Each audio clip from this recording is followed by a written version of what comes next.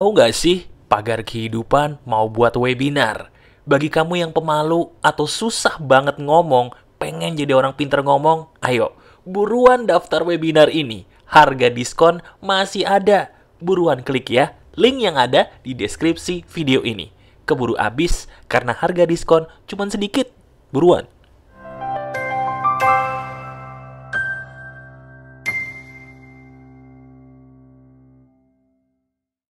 Halo, selamat pagi, selamat siang, dan selamat malam. Pastinya juga selamat berbahagia ya.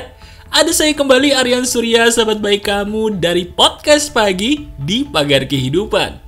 Saya tahu kok, banyak di antara kamu yang selalu merindukan podcast pagi karena adanya semangat seperti ini ya dalam hidup kamu setiap harinya. Sekarang ayo, seperti biasanya kita jadikan diri kita sebagai sumber semangat. Tuliskan di komentar semangat apa sih yang bisa kamu bagikan kepada orang-orang yang membaca tulisan kamu.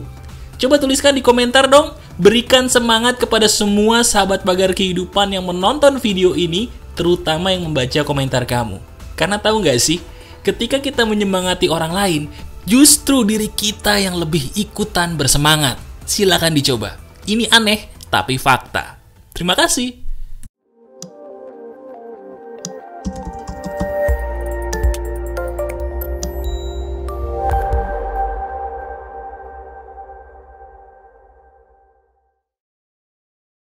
Halo teman-teman, ada saya kembali Aryan Surya, sahabat baik kamu dari Pagar Kehidupan.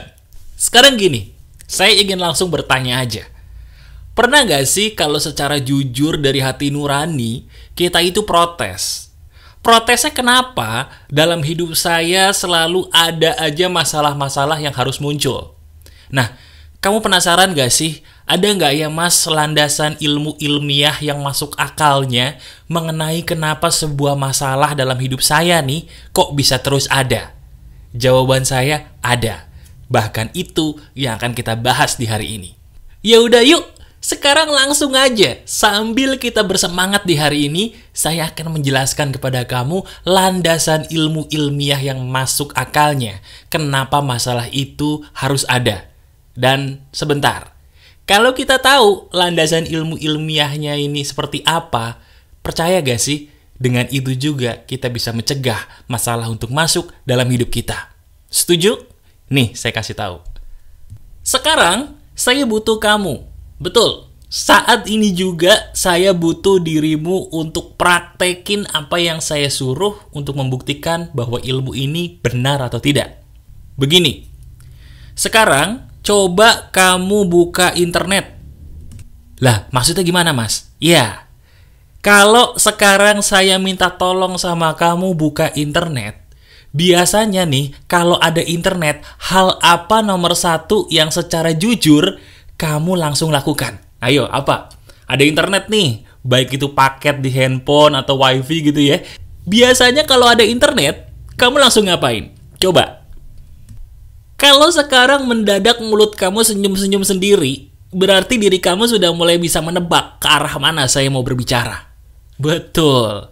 Biasanya kalau ada internet, kebanyakan di antara kita ini langsung buka sesuatu hal yang namanya sosial media. Oh enggak mas, tenang aja mas, saya enggak kok. Lah buka apa? Saya nih buka mas, nomor 1 langsung buka portal berita online. Oke. Atau mas, saya mau udah nggak main sosmed lagi mas, alhamdulillah. Saya suka buka-buka YouTube mas, kan bisa ketemu Pagar Kehidupan jadinya, betul nggak? Oke deh. Apapun yang kamu lakukan ketika membuka internet di handphonemu atau di laptopmu ini, itu yang membentuk dirimu sekarang, titik. Loh, bener ini.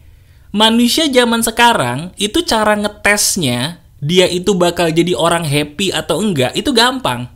Ajukan aja satu pertanyaan sederhana. Ketika kamu ada internet saat ini juga, hal apa yang pertama kali kamu bakal lakukan? Tanya itu ke orang. Kalau jawaban nomor 1-nya secara jujur dia langsung buka sosial media, udah pasti dia nggak happy. Udah pasti dia nggak bakal happy. Kenapa? Nih, saya akan kasih tahu penjelasan ilmiahnya. Tolong disimak baik-baik, ini menarik. Kalau dipikir-pikir, sadar gak sih Masalah dalam hidup kita itu sebenarnya sumbernya sama. Apa, Mas?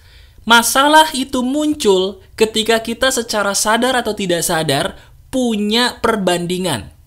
Saya ulangi, masalah itu mendadak jadi muncul secara sadar atau tidak sadar ketika kita mulai membandingkan sesuatu dengan yang lain. Betul apa tidak?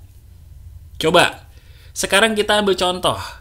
Kalau kita buka sosial media, yang kita plototin pertama kali adalah apa? Ayo, jujur aja, nggak usah takut. Betul, yang kita plototin adalah sesuatu hal yang bernama gambar. Ya kan? Gambar ini bukan berarti harus gambar teman-teman kita yang lebih kaya, lebih sukses, lebih cakep atau cantik. Bukan. Bisa jadi gambar yang paling sering kita plototin adalah gambar orang lain yang justru kita kenal juga kagak. Artis, ya kan? Politikus, orang-orang yang kita tuh gak kenal, ketemu juga belum. Tapi kita plototin aja tuh gambar. Akibatnya apa? Dalam diri kita bakal muncul dua hal. Yang pertama, kita bakal ngomongin dia alias gibah. Idih, kok dia gini sih? Idih, kok dia gitu sih? Kok dia gini? Atau yang kedua, kita bakal mikir, kok dia enak ya bisa gitu ya? Kok saya gak kayak dia ya? Kok dia bisa gitu saya enggak? Nah, bener nggak? Ayo, betul atau tidak? Kalau senyum-senyum lagi berarti bener. Waduh, Mas Aryan kok bisa tahu ya Mas ya? Ya iya, saya bisa tahu bukan karena saya dukun loh, tapi karena diri saya pernah jadi seperti kamu juga. Ketika kita ada internet, bawaannya tuh pengen buka-buka sosial media. Mas, kalau saya tuh gak suka buka sosmed, kok masalahnya ada terus, Mas? Oke, sekarang walaupun kamu tidak buka sosial media, hal apa yang kamu pelototin pertama kali ketika ada internet? Jujur. Oh, saya mah suka berita, Mas. Saya suka baca berita-berita terkini di internet, Mas. Karena itu penting, Mas. Oke, sekarang ceritain sama saya. Nih, tolong ceritakan sama saya secara jujur, kita lihat secara kenyataan ya. Lebih banyak mana di portal berita online, berita yang menyenangkan atau menyedihkan? Jawab. Coba sekarang juga baca di portal berita online manapun. Lihat, lebih banyak mana sih berita yang menakutkan atau menyedihkan atau berita yang menyenangkan? Lihat. Kalau jujur, apa adanya, iya ya Mas, kok bener? Di portal berita online, lebih banyak berita yang nyedihin Mas. Atau berita yang bikin saya kesel Mas. Kok tahu Mas Aryan? Lah, saya kan juga dulu pernah baca. Jadi saya tahu. Sekarang kalau dipikir-pikir, kita pakai logika nih. Masuk akal nggak sih masalah hidup kita tambah banyak gara-gara kita suka ngeliatin masalah orang? Iya kan? Portal berita online itu, berita yang nyakitin, menakutkan, menyedihkan, itu lebih banyak. Wajar nggak kalau kita baca, kita jadi malah tambah takut? Wajar nggak kalau kita baca, kita jadi kesel?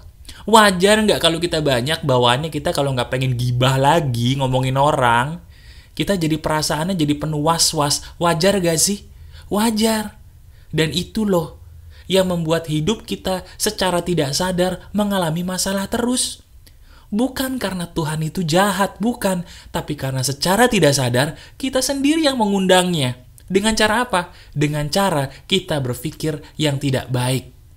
Pikiran yang tidak baik itu muncul karena hal yang kita lihat cenderung tidak baik juga. Ingat, hal yang kita lihat akan memancing pikiran kita. Dan pikiran kita akan memancing semua hal yang sama persis seperti yang kita pikirkan untuk hadir ke dalam hidup kita. Itu fakta. Bener banget. Pikiran kita akan menarik semua hal yang kita pikirin lama-kelamaan jadi kenyataan dalam hidup kita. Pikiran yang menakutkan akan menarik semua hal yang menakutkan masuk ke dalam hidup kita. Pikiran yang menyedihkan akan menarik semua hal yang menyedihkan ke dalam hidup kita. Sebaliknya pun sama. Pikiran yang menyenangkan akan menarik semua hal yang menyenangkan masuk ke dalam hidup kita seizin Tuhan. Jadi sekarang coba lihat diri kita baik-baik. Apa yang paling sering kita lihat, terutama ketika kita dapetin internet? Ayo lihat. Bener nggak sih tebakan saya semua tadi? Iya nggak? Nah, Mas, Emang bener ya mas, masalah hidup saya itu rata-rata diakibatkan, mohon maaf ya mas ya, dari apa yang saya lihat ketika saya pertama kali dapat internet di setiap harinya? Jawabannya benar. Kalau kita melihat sesuatu hal yang tidak baik, otomatis hati kita pun jadi tidak baik. Setuju ya? Betul? Hati kita itu butuh tenang.